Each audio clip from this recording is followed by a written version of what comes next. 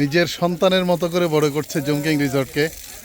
এই আমাদের তনয় দেওয়ান। দাদা, আপনার স্বপ্ন তো দিন দিন রঙিন হচ্ছে, বড় হচ্ছে। এটা আপনাদের সহযোগিতায়। হ্যাঁ, এটা সবারই সহযোগিতা। এখন কতজন থাকতে পারে এখানে? এখন আমাদের এখানে গ্রুপে এসে থাকতে চাইলে 30 জন থাকতে পারে। আচ্ছা, তবে ফ্যামিলি হিসেবে হলে একটু কম। ফ্যামিলি হিসেবে কম। 3 ফ্যামিলি থাকতে পারে মাত্র। আচ্ছা আচ্ছা, যদি গ্রুপে আসে পার হেড কত করে আপনাদের প্যাকেজ আছে? আমাদের প্যাকেজ হচ্ছে যে এই সর্বনিম্ন হচ্ছে যে 1500 টাকা আর সর্বোচ্চ হচ্ছে যে 2000 টাকা। আচ্ছা, 1500 টাকার মধ্যে কি কি থাকে? ওখানে থাকে এই বিকেলের জন্য স্ন্যাক্স, হ্যাঁ, রাতের জন্য ডিনার, আচ্ছা আর হচ্ছে যে ডিনারের পাশাপাশি সকালে ব্রেকফাস্ট। আচ্ছা, তো এখানে খাবারগুলো কাস্টমাইজ করার সুযোগ আছে, জি, কে কি খেতে চায়। হ্যাঁ, আর আমরা বেশিরভাগ এখানকার ট্রেডিশনাল এবং ধরুন যে লোকাল ফুডগুলোকে বেশি প্রোভাইড করি।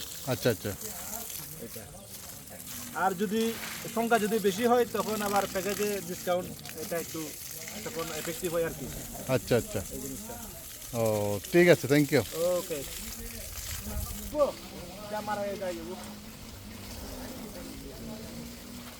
খুব যত্ন করেই আমরা মানে আসলে যখন প্রথম আসছি এত কিছু ছিল না, কিছুই ছিল না ধরতে গেলে। একটা রুম ছিল কোনো রকমে। এখন গত 2-3 বছরের মধ্যে এটা একটা একটা করে একটা একটা গাছ বাড়লো, একটা একটা কটেজ বাড়লো, একটা একটা বসার জায়গা হলো। সবচেয়ে বড় কথা হলো, আচ্ছা দাদা একটু বলবেন, মানে এই যে ইকো রিসোর্ট, এটা যে আপনি ইকো ট্যুরিজমকে যে আগ্রহ মানে কি বলছে উৎসাহিত করছেন, এই জিনিসটা আপনার মাথায় কীভাবে আসলো? এই আসলে আমরা চাই যে সবারই মন বড় হোক। মানুষ যদি পাহাড় আর সমুদ্রের কাছে যায় তখন তাদের মন বড় হয়ে যায়। হ্যাঁ হ্যাঁ, তো মানুষ তো সমুদ্রে যাওয়ার জন্য কক্সবাজার অনেক দিন ধরে সরকার এবং প্রাইভেট সেক্টরের সহযোগিতা এগিয়ে চলতেছে, কিন্তু পার্বত্য চট্টগ্রামের প্রাইভেট সেক্টর তেমন এগিয়ে আসেনি। যার কারণে আমি চাচ্ছিলাম যে এখানে প্রাইভেট সেক্টর কাজ করুক। তো অনেকে তো ধরুন যে টাকা বিনিয়োগ করতে ভয় পায়। তো আমি চিন্তা করলাম দেখি আমি এগিয়ে যাই, অন্যরাও আসুক, এইভাবে ইকো ট্যুরিজমে আচ্ছা আচ্ছা আচ্ছা আচ্ছা, বেশ পরিবেশ বান্ধব। আপনার এখানে ইট পাথর তো নাই ধরতে গেলে, পুরোটাই কাঠের বাঁশের লোকাল হ্যাঁ প্রোডাক্টস, এগুলো হ্যাঁ লোকাল টেকনোলজি, লোকাল মানুষরা এগুলো করতেছে। হ্যাঁ, আর পাশাপাশি হচ্ছে যে মানে এখানকার যে ট্রেডিশনাল ফুডস গুলোকে পাচ্ছে। জি, আর মানুষ যখন বাইরে থেকে আসতেছে লোকাল মানুষ সম্পর্কে জানতে পারতেছে।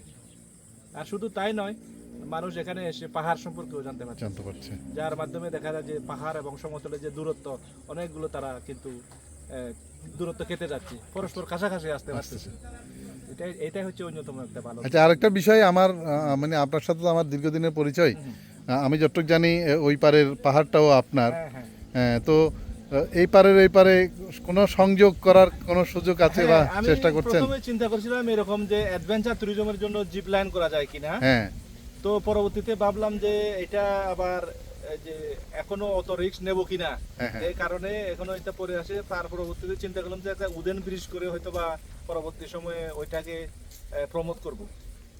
এটাই হচ্ছে যে কাজ, মানে আপনার পরিকল্পনায় আছে? এটা পরিকল্পনায় আছে। আচ্ছা আচ্ছা, খুব সুন্দর। এটা খুব সুন্দর হবে। থ্যাংক ইউ দাদা। ওকে।